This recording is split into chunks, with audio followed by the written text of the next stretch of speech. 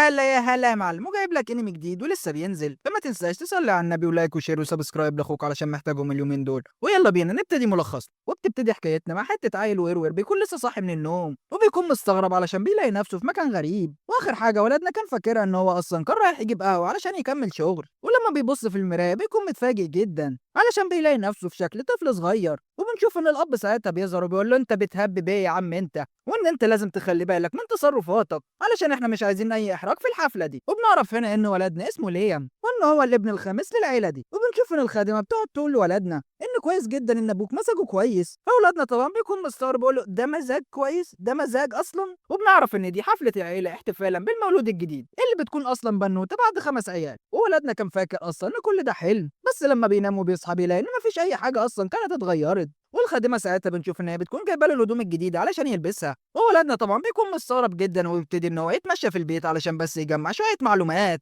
فبيعرف ساعتها ان القصر العملاق اللي هو موجود فيه ده هو ملك للعيله بتاعته. وولدنا ساعتها بيكون قاعد مع اخوه برونو وبيقول له ان العيله دلوقتي عندنا بتمر بموقف عصيب جدا، لان في قانون من الدوله ان العائلات النبيله اللي ما بتقدرش تعمل اي انجازات خلال 3 اجيال بيتم نفيها وفي الاخر هتنضم لعامه الشعب. ويبتدي ساعتها ان هو يقول لولدنا ليام ان انت اصلا دلوقتي عندك 12 سنه وانت محتاج ان انت تفكر هتعمل ايه في المستقبل. والمعلم بعد كده بيخش عليهم وبيقول لهم ان الدرس النهارده اصلا عن السحر. فولادنا طبعا اول ما بيسمع كلمه سحر بيتجنن وبيكون فرحان جدا ومتحمس. وبنعرف هنا ان العائلات النبيله بس هي اللي مسموح لها ان هي تتعلم السحر. واخوه بيحبطه بيقول له ان انت ما تتوقعش ان انت يكون عندك سحر لان نسبه السحره دول قليله جدا من الناس. بس ولادنا ليام طبعا مش بيهتم بالكلام ده خالص وبيكون بياخد الدروس بكل جديه. وبعد الدرس بنشوف ان هو بيروح للخادمه علشان تقول له على مكان المكتبه. وبنشوف ان هو اول ما بيوصل بنشوف ان هو بيشد كتاب والكتاب ده بيكون بيتكلم عن تعويذات سحر النار. فولادنا على طول بنشوف ان هو بيتبع التعليمات اللي مكتوبه، وولادنا السفاح بيقدر ان هو يعمل السحر من اول مره. وبنشوف ان هو بعد كده بيتحرك على ابوه عشان يستأذن منه ان هو ياخد الكتب السحريه الباقيه.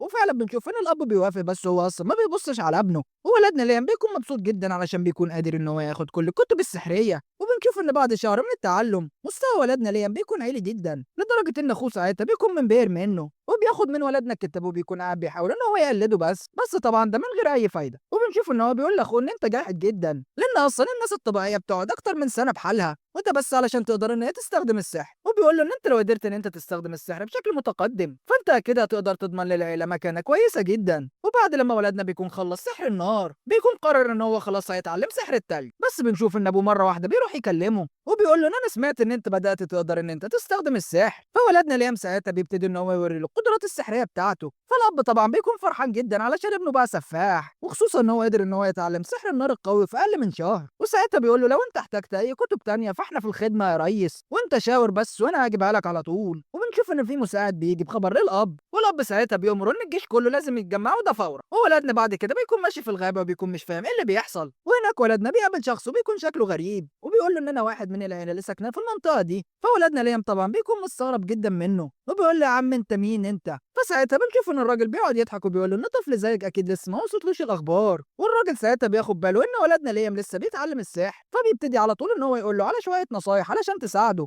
وبيبتدي ان هو يقترح على ولدنا طريقه علشان يتعلم كل انواع السحر وده في مره واحده بس. وليام ولدنا بيكون طبعا منبهر جدا من الراجل اللي قدامه علشان قدر ان هو يستخدم كل انواع السحر الخمسه وده في مره واحده. وساعتها بنشوف ان ولدنا بيوافق على الاختراع بتاعه وبيقول له ابوس يدك ابوس يدك علمني يا ولد. وفعلا بنشوف ان الراجل بيبتدي ان هو يعلم ولدنا وبيدي له شويه تعليمات. وولدنا ساعتها بيقدر ان هو يستخدم السحر بقوه كبيره جدا وبايدين الاتنين. وبنعرف ان المهاره دي اصلا نادره جدا وان واحد من كل 500 ساحر هو بس اللي بيقدر يستخدمها. وبنشوف ان الموضوع بيبتدي ان هو يتطور مع ولدنا لحد ما بيقدر ان هو يستخدم 3 تعويذات مره واحده. بس المشكله ان احنا بنشوف ان ولدنا ما بيقدرش ان هو يتحكم فيهم كلهم. فبيبتدي الراجل ساعتها ان هو يقول له على شويه تعليمات وبيبتدي ان هو يشرح له ازاي ينتقل من تعويذه لتعويذه وده من غير ما يفقد السيطره على قوته. وبنعرف ساعتها ان الراجل الغريب ده بيقدر ان هو يستخدم 13 تعويذه حاليا بس بيتوقع ان هو يقدر ان هو يوصل لل 17. ولما بيعرف ان ولدنا عنده 12 سنه بس بيكون فرحان جدا لان ولدنا بيكون قدامه مستقبل كبير. وبنشوف ساعتها ان هو بيدي له خاتم من السحر وبنعرف ان الخاتم ده عباره عن كتاب عملاق من السحر وبيكون مليان تعويذات سحريه. وفعلا اول ما ولدنا بيبتدي ان هو يلبس الخاتم بنشوف ان هو بيقدر ان هو يتعلم اكتر من 300 تعويذه مره واحده. وولدنا ساعتها بيبتدي ان هو يستخدم التعويذات السحريه اللي كان لسه متعلمها وبيكون فرحان جدا، بس مرة واحدة لما بيبص وراه ما بيلاقيش السحر اللي كان بيعلمه، وإن هو كان اختفى. والخادمة بتيجي وبتقعد تنادي على ولدنا وبتقول له إن أنت لازم تيجي معايا علشان المكان دلوقتي شكله خطر جدا، لأن في راجل مشبوه موجود في المكان. وبنشوف إن هي بتدي لولدنا كتاب وبتقول له إن أبوك كان عاوز إن هو يديك الكتاب ده. وأول لما الخادمة بنشوف إن هي بتمشي بنلاقي إن السحر الغريب بيظهر تاني، وولدنا ليام طبعا بيكون مستغرب جدا وبيقول له يا عم أنت رحت فين واختفيت مرة واحدة؟ فالراجل بيقول له إن أنا ما رحتش في حتة، أنا بس استخدمت سحر الاختفاء علشان الخادمة ما تاخدش بالها مني. والساحر بيقول له إن التعويذة اللي في إيدك دي موجودة في الخاتم أصلا، بس التعويذة دي كبيرة جدا وصعبة جدا علشان تقدر تتعلمها. وبنشوف إن هو بيقول له إن أنا أصلا ما قداميش أي وقت كبير، فعلشان كده أنا دلوقتي أعلمك حاجة أخيرة. وبيخلي ولدنا ليام إن هو يفتح الكتاب اللي معاه، وبنشوف إن الراجل بيقول له إن أنت لازم تستخدم التعويذة اللي موجودة في الكتاب وأنت بتكون لابس الخاتم. وبنشوف ولدنا فعلا بيسمع الكلام وبيقدر إن هو يستدعي كائن، والكائن ده بيكون كائن سحر صغير. والراجل بيقول له زي ما أنت شايف كده فالخاتم ده يقدر إن هو يعلمك كل حاجة أنت عاوزها وهيخليك ان انت تستخدم التعويذات بشكل اسرع. فولدنا ليام بيكون مستغرب جدا وبيقول له ان انا ما اقدرش اقبل هديه زي دي من حد انا كمان ما اعرفوش. فالراجل بيقول له ما تقلقش لان الخاتم ده اصلا مش قيم ولا حاجه، الفكره بس اللي فيه ان هو بيخليك ان انت ما تستخدمش كتب كتير. وفعلا ولدنا وهو قاعد بيتعلم السحر بنشوف ان الراجل ده بيختفي مره تانية، نشوف ان هو بيسيب له رساله مكتوبه على الارض وبيقول له ان انت لازم تكمل تعلم السحر وان اكيد في يوم من الايام فاحنا هنتقابل مره تانية. وولدنا ليام بيعرف ساعتها ان الراجل ده هو المعلم الحقيقي بتاعه. وفعلا ولدنا بعدها بشهر بنشوف ان قدراته السحريه بتكون قويه جدا، وولدنا خلاص بيكون قدر ان هو يستخدم كل انواع السحر وبيقدر ان هو يصنع الفحم. ولما اخوه برونو بيشوفه بيكون منزعج جدا لان اصلا صناعه الفحم ده بتكون صعبه جدا وبتكون كمان محتاجه ادوات معينه، انما ولدنا ليام بيكون قدر ان هو يعمله عن طريق السحر بس. والولد برونو ساعتها بيكون اطمن خلاص على مستقبل اخوه. والولد برونو بنشوف انه بيحكي لولدنا وبيقول له ان انت قبل اصلا ما تتولد ابوك كان عاوز بنوته علشان بس ان هو يجوزها من عيله نبيله،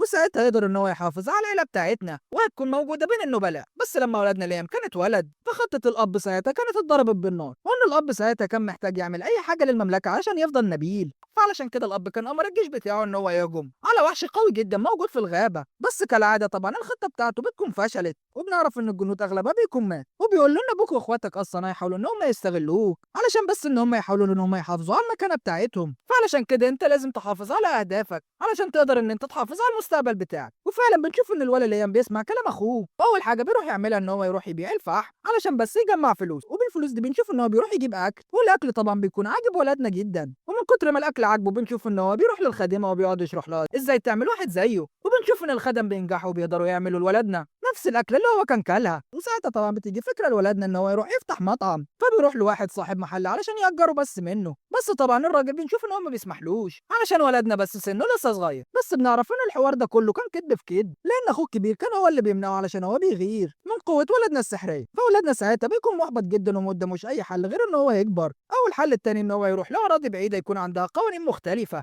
فبنشوف ولدنا طبعا ما بيستسلمش عن الحلم بتاعه وبيقدر ان هو يعمل تعويذه سحريه، والتعويذه دي ان هو بيعمل استنساخ منه. وولدنا ساعتها بنشوف ان بيدي الاستنساخ ده كل البضاعه اللي معاه علشان بس ان هو يسافر ويروح لمكان بعيد، وهو اللي هيفتح المحل بتاعه وبيعمل ما بينهم صندوق سحر، وعن طريقه بيقدر ان هو يبعت له البضاعه اللي هو محتاجها وان هو يستلم الفلوس كلها. وبنشوف ان ولدنا في خلال 6 ايام بنعرف ان هو بقى غني جدا. وولدنا بعد كده بنشوف ان هو بيبتدي يستخدم قدره الاستنساخ دي علشان بس ان هو يتدرب معاه ويزود من قدراته السحريه. وبنشوف ان اخوه الكبير بيكون خد باله منه فبيروح يتكلم معاه وبيقول له ولا انا سمعت ان انت بقيت سفاح وقوي جدا في استخدام السحر. وبيسال ولدنا ليه وبيقول له هو انت عاوز تكون ايه لما تكبر. وبنعرف ان ده الاخ الاكبر لولدنا وان هو في الاغلب هيكون هو الوريث الشرعي للعيله، وتقريبا بيكون بيسال السؤال ده علشان بيكون فاكر ان ولدنا ليه عنده اي اطماع او ان هو ياخد مكانه. بس ولدنا بنشوف ان هو بيقول له ان انا اصلا بدور على شغلانه اقدر بيها ان انا استقل واتجوز. فالولد البرتو بنشوف ان هو بيقول له انا هقول لك يا ولا على احسن شغلانه، خليني ان انا اعرفك على نقابه الصيادين. وبنشوف ان في اليوم اللي بعديه ان ولدنا بيكون طلع على نقابه الصيادين، بس ولدنا اول ما بيخش المكان بنشوف ان الناس كلها بتكون عماله تتنمر عليه علشان ولدنا لسه صغنون. بس ولدنا طبعا مش بيهتم بكل الكلام ده،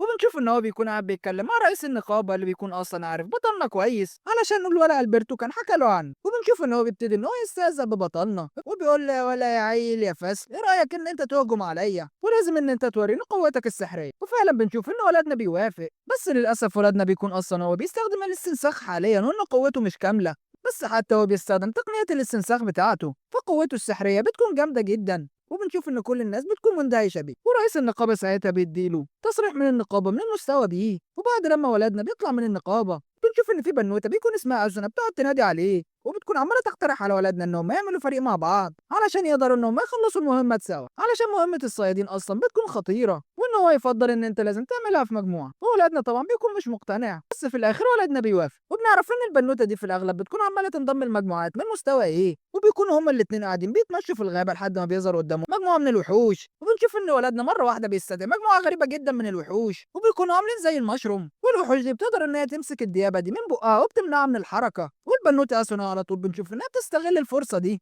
وبتطلع تنزل فيهم تدبيح. ولما بيرجعوا النقابه بنعرف ان هم كانوا خلصوا على 42 ديب لوحدهم، ولما رئيس النقابه بيعرف ان هم اقوياء قوي كده بيقول لهم انا محتاجكم في مهمه خطيره جدا ولازم ان انتوا تعملوها. وفعلا ولادنا والبنوته اسونا بنشوف ان هم بيوافقوا وبيتحركوا على المهمه الجديده، وبنعرف ان الشغلانه عباره عن في شخص مهم جدا هيعدي وهم لازم يقتلوا الوحش اللي في ايديهم ده قبل ما يوصل الراجل للمكان. والمشكله هنا ان البنوته اسونا بتكون تعبانه وبتكون ضعيفه شويه قدام النوع ده من الوحوش. بنعرف ان الوحوش بيكون عندها احجار جوه جسمها بتخليهم ان هم يقدروا ان هم يستخدموا السحر او تقنيات قتاليه عاليه، وولادنا ساعتها بيكون مش بيستخدم الاستنساخ لان هو بيكون عاوز ان هو يكون جاهز للمهمه دي. بس اول ما بيشوف الوحش بتكون دفاعاته قويه جدا، ومهما يهجموا عليه مفيش اي حاجه بتحوق فيه، وبيكونوا مش قادرين ان هم يخترقوا الدرع بتاعه. فبتيجي ساعتها فكره ذكيه جدا لولادنا وبتبتدي البنوته اسونا ان هي تقتل الوحش. فولادنا ليام بنشوف ان هو بيستخدم السحر وبينزل على الوحوش دي احجار كبيره جدا بيقدر ان هو يفطسها. ولما بيرجعوا النقابه بنشوف ان هم بدل ما بيكونوا قتلوا واحده كانوا اصلا قتلوا اتنين، ورئيس النقابه بيكون مستغرب جدا منهم ومن القوه الجباره دي، وبنشوف ان هو ساعتها بيكافئهم بمكافاه كبيره جدا. وبيوصل بعد كده اخو البرتو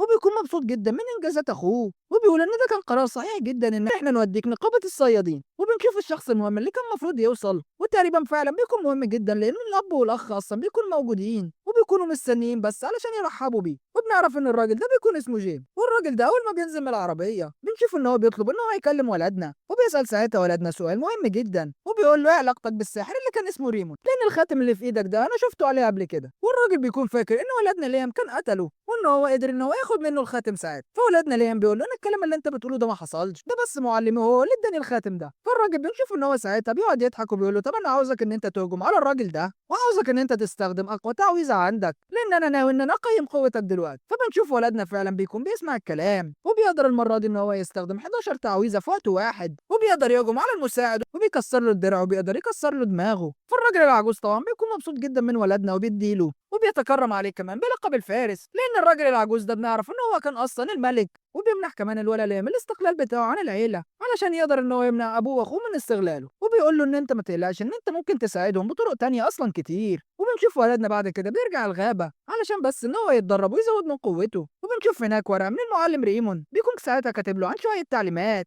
اول ما ولدنا بنشوف ان هو بيعملها بيلاقي نفق سري بيكون اتفتح له تحت الارض، واول لما ولدنا ليام بيخش على النفق ده بيلاقي ساعتها كتاب سحري، والكتاب ده بنعرف ان هو كان فيه اقوى قوه سحريه موجوده اصلا ومليان بالتعويذات الجباره. وولدنا طبعا بيكون متحمس جدا علشان يجرب الكتاب ده والتعويذات دي، وبنشوف ولدنا كالعاده بيبتدي ان هو يتعلم التعويذات دي، بس للاسف بنشوف ان هي بتفشل علشان بتكون صعبه عليه شويه وما بيكونش قادر ان هو يتعلمها من اول مره. بس بعد فتره من التدريب بنشوف ان ولدنا بيقدر ان هو يعمل تعويذه العالم الاخر، والتعويذه دي بنعرف ان هي بتخليه ان هو يقدر يعمل صندوق كبير جدا بره العالم الاساسي يقدر ان هو يشيل فيه اي حاجه هو عاوزها حتى لو كانت حيه. وبنشوف ولدنا مره في يوم من الايام وهو قاعد بيعمل مهمه مع صاحبته بيكونوا قدروا خلاص ان هم يخلصوا على الوحش اللي ضدهم، بس الوحش المعفن ده بنشوف ان هو بينفجر بعد ما يموت. فعلشان كده ولدنا بنشوف ان هو استخدم تعويذه العالم الاخر علشان بس يستخبى هو والبنوته اسونا في الصندوق، وده من غير ما يتاذوا. ولما بيرجعوا النقابه الرئيس مش بيكون مصدق القوه الجباره اللي عندهم دي، وبيقول لولدنا ليام انت حرفيا اقوى صياد انا قابلته اصلا في حياتي. والكلام ده بيخلي البنوته اسونا تتضايق لان هي بتكون خايفه في يوم من الايام ولدنا يسيب لها ويكرف لها. فبنشوف ان رئيس النقابه ساعتها بيقترح على ولدنا ان هو يخلي البنوته اسونا تبقى تابعه ليه،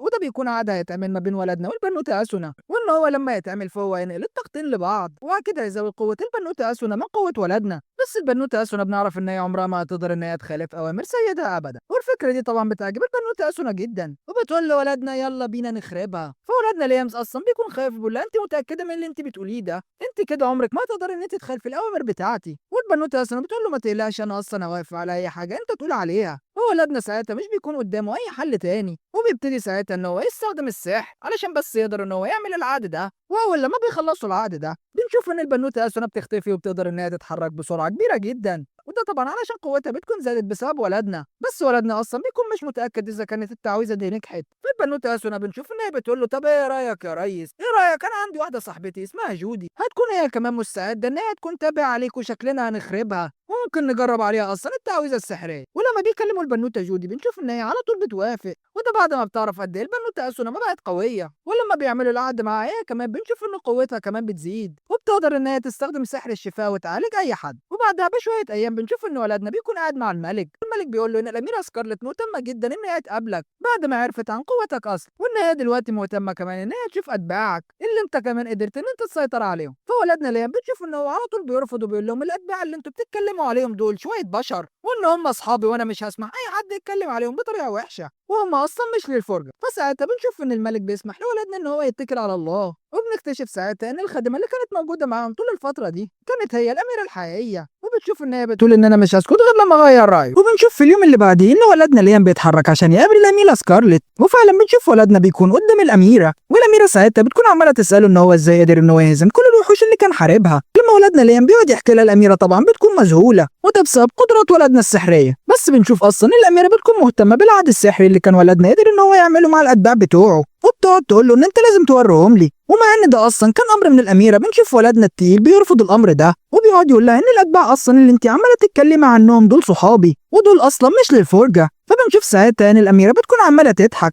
وبتقول لولدنا ان انت اول شخص يرفض الطلبات بتاعتي. وبنشوف ان هي ساعتها بتدي ولدنا لقب البارون، وطبعا ولدنا ليام بيكون مستغرب ان هو حصل على اللقب ده. فالاميره ساعتها بتقول له ان انت اصلا رفضت طلبي مرتين وده اصلا كفايه بالنسبه لي. وبنشوف ساعتها ان هي بتدي له كتاب سحري اسطوري، وبنعرف ان الكتاب ده بيقدر يساعد ولدنا ليام ان هو يتعاقد مع اتباعه ده بشكل اسهل. وطبعا زي ما احنا عارفين فولدنا اول ما بيشوف اي كتاب سحري يعني بتغربل وبيقعد يشكر الاميره، وطبعا بسبب ده بنشوف ان الاميره بتكون عماله تضحك لان ولدنا اصلا بيكون مهتم بالكتاب اكتر من اللقب اللي هو لسه واخده، وده على عكس كل الناس. وبتقول له والله شكلك غريب مريب. وبنشوف ولدنا بعد كده بيرجع على البيت وبيبتدي ان هو يقرا في الكتاب اللي معاه، وده لحد ما بيجي اخوه برونو اللي بيكون عمال ينادي عليه، واخوه بيكون فرحان جدا بولدنا ليام علشان هو كان خلاص حصل على لقب البارون، وبيقول له ان انت حاليا دلوقتي رتبتك اصلا اعلى من رتبه ابونا، وان انت شكلك هتخربها في المستقبل. بس بنعرف ان اللي بيحصل ده اصلا شكله هيعمل مشاكل في العيله دي كلها، لان اخوه الكبير البرتو ساعتها بيبتدي ان هو يغير منه، وبنشوف ان هو بيتجاهله ومش بيكلمه خالص، وبيقعد يقول ازاي الواد الفسفس الورور ده قدر ان هو يسبقني في المكانه. وساعتها بيسمع الخدامين بيكونوا عمالين يتكلموا عن ولدنا ليام، فساعتها بيبتدي ان هو يتنمر على الخدامين، وبنشوف ان هو بيقعد يسال الخدم هو مين احسن انا ولا ليام. وطبعا الخدم كلهم بيكونوا خايفين منه فبيقولوا له انت احسن بمراحل، ايش جاب لي جاب. والولد البرتو بيكون اصفراني وبيقعد يقول ان انا لازم اعمل حوار عشان اقدر ان انا اتفوق عليه في الرتبه بتاعته. وبنرجع بعد كده لولدنا وهو قاعد في المدينه وبيكون قاعد مع البنوته اسونا والبنوته جودي، وبنشوف ان هم بيكونوا قاعدين يتكلموا مع ولدنا باحترام شديد جدا لان هو اصلا بيكون بارون وكمان سيدهم، وكل الناس اللي في المدينه كمان بيكونوا عمالين يتفرجوا على ولدنا هو والبنات القطط اللي معاه، وكلهم كمان بيكونوا غيرانين منه. وولدنا طبعا بيكون قاعد وبيكون محرج جدا، وبنشوف ان هو بيسال البنتين بعد كده اذا كانوا يرضوا ان هم يعملوا فريق معاه، وطبعا بنشوف ان البنتين من غير اي نقاش بيوافقوا. وبنشوف بعد كده ان الفريق بتاعنا بيطلع على الغابه وبيبتدوا ذبح في الوحوش، وولدنا ليام بيلاحظ ان قدرات جودي والبنوته اسونا كانت اتحسنت لدرجه كبيره، وده بعد العهد اللي كانوا عملوه مع ولدنا ليام. حتى نظر البنوته جودي كان اتحسن جدا، وبنعرف ان ده حصل لان هم بيكونوا خدوا جزء من قوه ولدنا ليام. وبنشوف ولدنا ليام كمان بيكون استخدم السحر على البنوته جودي علشان يقدر ان هو يحسن من النظر بتاعها، وبنشوف ان البنوته جودي بدات تقدر ان هي تشوف من مسافات بعيده جدا. وطبعا البنوته اسونا ساعتها بتبتدي ان هي تغير من البنوته جودي وبتقعد تقول لولدنا ليام اشمعنى يا عم اشمعنى، وان انا عاوز اتحسن انا كمان. بس ولدنا بيقول لها ان ده اصلا مش هيفيدك. وبنشوف ان ولدنا بيقترح عليها ان هو لازم ان هو يحسن من قوتها الجسديه لان ده ممكن يقدر ان هو يساعدها اكتر في المعارك اللي هي بتخشها. ولما الفريق بتاعنا بعد كده بيرجع النقابه بيكونوا بيسمعوا عن حاجات غريبه جدا كانت حصلت، وهي ان الابن الاكبر لعيله هاملتون اللي منها ولدنا كان قام بمهمه خطيره جدا، وان هو للاسف اصلا كان فشل فيها، وان هو كمان كان عرض حياه مغامرين كتير جدا للخطر. فولدنا ليام ساعتها بيعرف ان اخوه البرتو كان اتهور عشان هو كان نفسه ان هو يتفوق على ولدنا في المكانه. واول ما بيروح البيت ولدنا بيشوف ان الحراس والمغامرين بيكونوا مدعوكين وكلهم بيكونوا مصابين باصابات خطيره جدا. ولما ولدنا ساعتها بيشوف الدم بيبتدي ان هو يخاف، بس بيشوف اخوه بعد كده وبيكون مصاب اصابات خطيره جدا وبيكون اصلا مش قادر ان هو يتحرك. بس الاصفراني برضه بيكون مصمم ان هو لازم يعمل المهمه بتاعته علشان اصلا بيكون عقله خف ونفسه ان هو يتفوق على ولدنا ليام. وبنشوف ساعتها ان رئيس النقابه بيجي وبيديله على دماغه علشان يتخمد ويهدى. وبنشوف بعد كده ولدنا ليام ساعتها بيتحمل المسؤوليه لان اخوه اصلا كان عمل كل الحوارات دي. ولما البنوته اسونا بنشوف ان هي بتسال رئيس النقابه هو ايه اصلا اللي بيحصل. بنشوف ان رئيس النقابه بيقول لها ان في تنين خطير جدا محبوس اصلا جوه الغابه، وان البرتو المجنون كان قادر ان هو يفك الختم اللي عليه، وان هو الغبي كان حرر التنين علشان يحاول بس ان هو يهزمه ويرفع من الرتبه بتاعته. بس طبعا زي ما احنا شايفين فالمهمه كلها فشلت، وان هو كان عرض حياه ناس كتير جدا للخطر. ورئيس النقابه بيقول لهم اصلا ان التنين لسه ما استعادش كل قوته، وان دي فرصتنا اصلا علشان نقدر ان احنا نختمه تاني، وان احنا لازم ان احنا نستغلها احسن استغلال وده قبل فوات الاوان. بس المشكله دلوقتي ان التنين ده هو عنده اطفال بيمنعوا اي حد ان هو يقرب من التنين الرئيسي، وولدنا ليام ساعتها بنشوف ان هو مش بيخاف وبيقرر ان هو هيتحمل المسؤوليه. وبنشوف بعد كده ان هو بيتحرك علشان يروح يحارب التنانين الصغيره. وفعلا بنشوف ان البنوته اسنا بتبتدي ان هي تهجم على التنين، وبتكون عماله تتفادى الهجمات الناريه اللي عمال يطلعها. وبنشوف ولدنا ليام بيكون عمال يستخدم السحر علشان بس ان هو يهجم عليها وان هو يساعدها. بس بنشوف ان التنانين السفاحه دي بتقدر ان هي تصد الهجمات، والبنوته اسنا والبنوته جودي ساعتها بيبتدي ان هم يخافوا وبيكونوا مش عارفين يعملوا ايه. فولدنا ليام ساعتها بنشوف ان بتجيله فكره خطيره، وبيقول للبنوته اسنا والبنوته جودي ان انتوا لازم تهربوا علشان ما يعرضش حياتهم للخطر. وبنشوف فعلا ان البنتين بيسمعوا الكلام. وولدنا ليام بنشوف كمان ان هو بيستخدم قوته السحريه، وبنشوف ان هو بيستدعي الباب السحري علشان يدخل فيه التنانين الصغيره وبيقفل عليهم في العالم الافتراضي بتاعه ان هو يتخلص منهم. ورئيس النقابه ساعتها مش بيكون مصدق اللي هو شافه، وان ولدنا ليام قدر ان هو يهزم الثلاث تنانين الصغيره لوحده. بس المهم دلوقتي ان هم لازم ينجزوا علشان يقدروا ان هم يختموا التنين الكبير ده بسرعه، وده قبل ما قوته كلها ترجع. وبنشوف بعد كده ان السحرة كلهم بيكونوا ملمومين حوالين التنين، وكلهم بيكونوا بيحاولوا ان هم يستخدموا الطاقه السحريه بتاعتهم علشان يختموه. بس بنشوف ان التعويذه شغاله. بنشوف ان التنين بدا ان هو يتكلم بالتخاطر ولدنا ليام، وبنشوف ان هو اصلا بيدخل ولدنا ليام لعالم افتراضي ومحدش اصلا بيكون قادر ان هو يسمعهم ولا يشوفهم. والتنين ساعتها بيبتدي ان هو يكلم ولدنا ليام وبيقول له اصلا ان هو ما بيكرهش البشر، وان اصلا في سوء تفاهم حاصل. وبيعرف ساعتها التنين ان ولدنا ليام اصلا من عالم مختلف. والتنين بيقول له ان شكل كده حياتك كلها هتكون مثيره في العالم ده. وبنشوف ان هو بيقول له ان انا عاوز ان انا اتفرج على حياتك دي. والتنين بعد كده بنشوف ان هو بيقترح على ولدنا ليام ان هو عاوز يعيش جوه جسمه، وده بالمقابل ان هو يمنحه الطاقه السحريه الكبيره جدا اللي عنده. وفعلا بنشوف ان ولدنا ليام بيوافق، وساعتها بيحصل على قوه التنين كلها. والناس كلها ساعتها بتاخد بالها ان قوه التنين كانت دخلت جوه ولدنا، وقوه ولدنا كانت زادت بشكل ملحوظ جدا، وان كمان في علامه غريبه جدا كانت ظهرت على ايد ولدنا. وبنشوف ولدنا ساعتها بيقرر ان هو يجرب قدراته السحريه الجديده، وبنلاقي انها بتكون اتطورت بشكل رهيب جدا. بس ولدنا قاعد بيجربها. بنشوف ان الصحراء كلهم اللي بيكونوا حواليه بنلاقي ان هم بيكونوا تعبانين جدا، وبنلاقي ان هم كمان بيقعوا على الارض، كأن ولدنا ليان اصلا بيسحب قوتهم السحريه وان هو بيستخدمها لمصلحته. وبنعرف ان دي اصلا بتكون قوه التنين الحقيقيه، لان هو اول ما بيبطل يستخدم قوه التنين بنشوف ان الصحراء بدات ان القوه السحريه بتاعتهم ترجع لهم. بس اصحابه البنوته اسونا والبنوته جودي بنشوف ان هم اصلا ما بيحسوش باي حاجه، وده تقريبا بسبب ان هم بيكونوا اتباع ولدنا. ورئيس النقابه ساعتها بنشوف ان هو بيروح يكلم ولدنا ليام وبيقعد يشكره على المساعده اللي كان قدمها. وولدنا ليام بنشوف ان هو اصلا ما بيوقفش لحد كده، ده كمان بيدي رئيس النقابه دهب كتير جدا، وده علشان يستخدموها في علاج المصابين. ولما ولدنا ليام بعد كده بيروح البيت بنشوف ان ابوه ساعتها بيروح يشكره، لان هو كان تحمل المسؤوليه مكان اخوه اللي كان فشل اصلا في المهمه بتاعته. وبيقول له اصلا ان خلاص هيتم عقاب الولد البرتو الاصفراني، وان العقاب اصلا هيكون شديد جدا، وان العقاب ده اصلا ممكن يوصل ان هو يتحرم من الورث. وبنشوف ولدنا بعد كده بيكون متضايق جدا، لان هو كان تسبب في الموضوع ده كله، اللي بيكون اصلا عقله خف خالص، وبيكون مش مصدق ان ولدنا ليام قدر ان هو يخلص على التنين. وبنعرف بعد كده ان ولدنا ليام كان قدر ان هو يتعلم تعويذ جديده، وده بعد ما كان حصل على قوه التنين. وولدنا بعد كده بيبتدي ان هو يتدرب عليها لفتره كبيره لحد ما بيقدر ان هو يتقنها. وبنشوف ولدنا اخيرا قدر ان هو يستدعي تنين صغنون علشان بس ان هو يساعده في اي عركه هيخشها. بس بنشوف ولدنا وهو قاعد بيتدرب بنشوف ان الاميره سكارلت بتخش عليه، وبنشوف ان هي بتكون مذهوله جدا ان ولدنا ليام كان قدر ان هو يستخدم السحر المقدس، وده وهو لسه عيل ورفسفس.